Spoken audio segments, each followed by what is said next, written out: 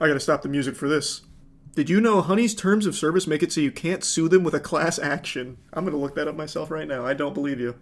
But no one ever reads the terms of service. But I imagine Legal Eagle would have before the class action. Let's see.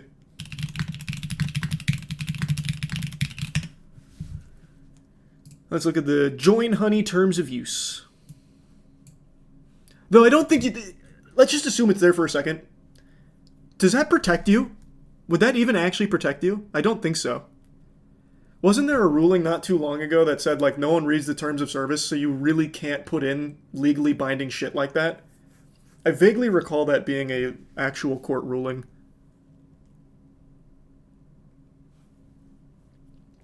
Hey, happy birthday, Gato. That's sweet. Hope you have a great birthday. Thanks for gifting member upstairs. Thanks for resub, Chris. Let's just control F. I'll just do class. Here we go.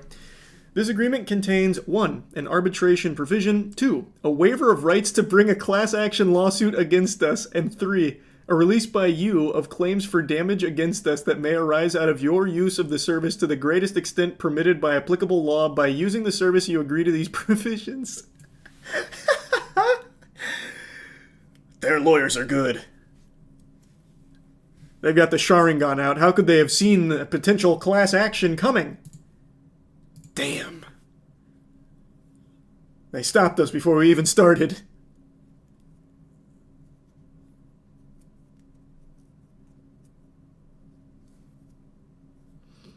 I wonder how far by applicable law goes. There's no way that's going to actually protect them. You can't just say, like, you can't sue us and then do blatantly illegal shit. That's not how that works. I'm really foggy on the details, but there was a ruling not long ago about the terms of service with people that were sliding bullshit in there and then, like, hiding behind it. There was a ruling that said that can't actually be binding because you can't reasonably expect all of your users to read through that many terms. I can't remember the case, but it wasn't old. They also just added that if you look at the Wayback Machine before, it wasn't there. So before the Megalag video, that wasn't there.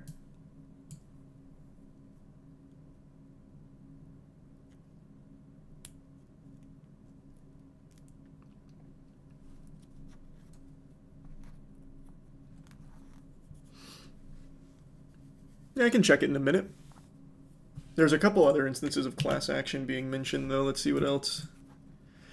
Arbitration clause and class action waiver. Important. Please review as this affects your legal rights. In caps lock. Oh man, yeah. This seems like panic. Arbitration.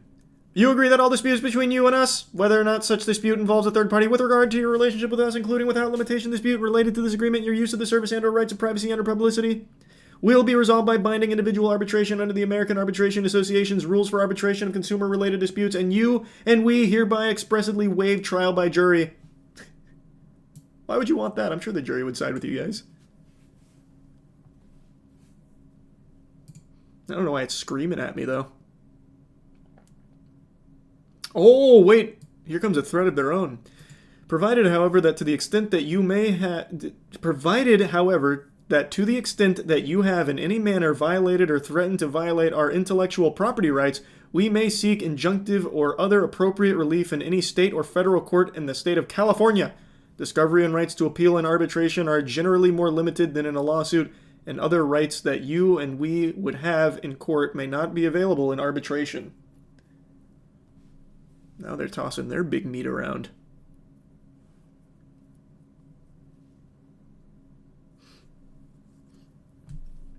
I know, Frizz. It's gonna be all night. Thanks for 5 gifted members upstairs.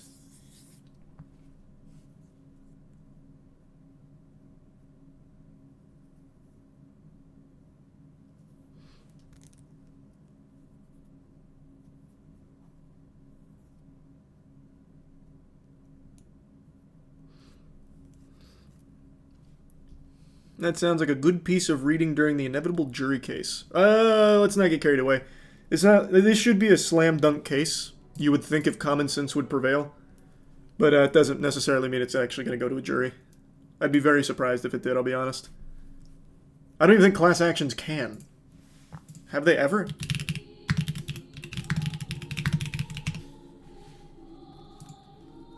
Oh, no. Never mind. Class action is a civil lawsuit brought on behalf of a group business entitled those suffering common injuries. As a result, a jury will decide in favor of the plaintiffs or the defendants in the case of a class action lawsuit.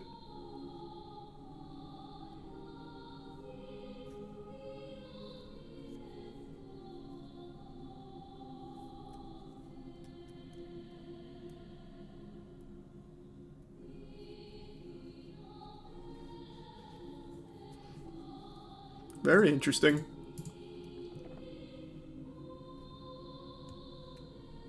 I don't think it is Nova, I see it.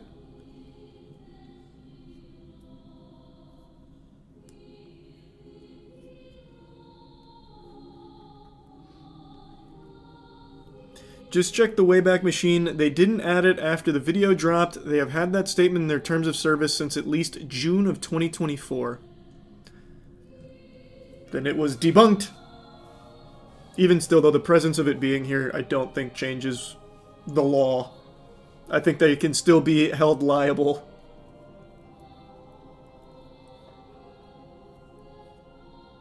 Hey, glad you're liking it, Wagon.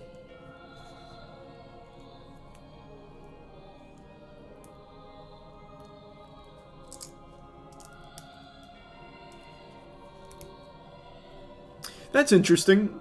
I've heard that too. Someone in Legal Eagle's comments brought up that what Honey did could be considered cookie stuffing, which is a form of wire fraud, and that there's legal precedent for it. I've heard that a couple times. I might as well look at it before hopping onto Rivals to start my Grandmaster climb. Jesus, thanks for the generosity, Puppet. Don't know about that. I think he's just memeing.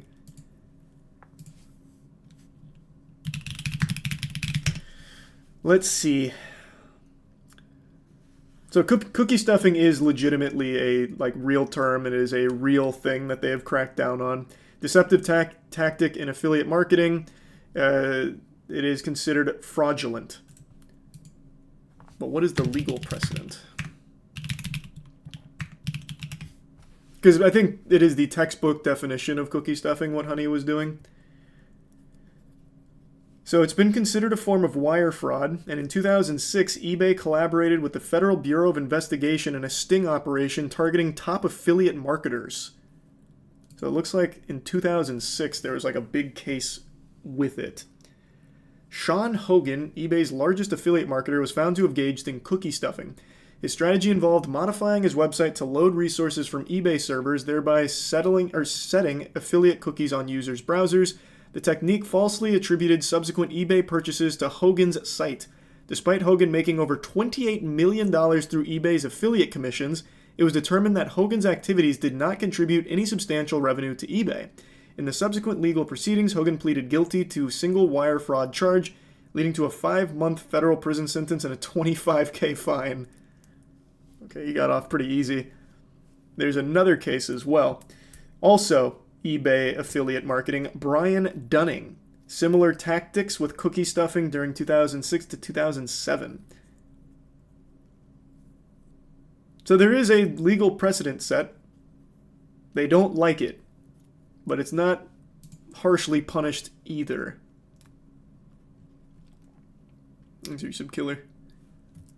Oh, Jesus, thanks so much, Puppet. Jesus Christ, man, you've been so fucking generous.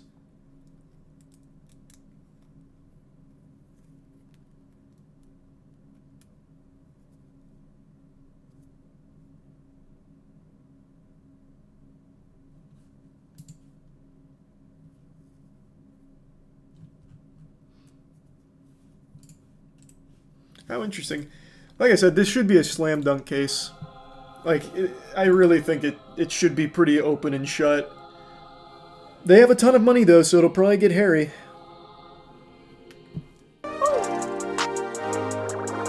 I'm built differently. I'm built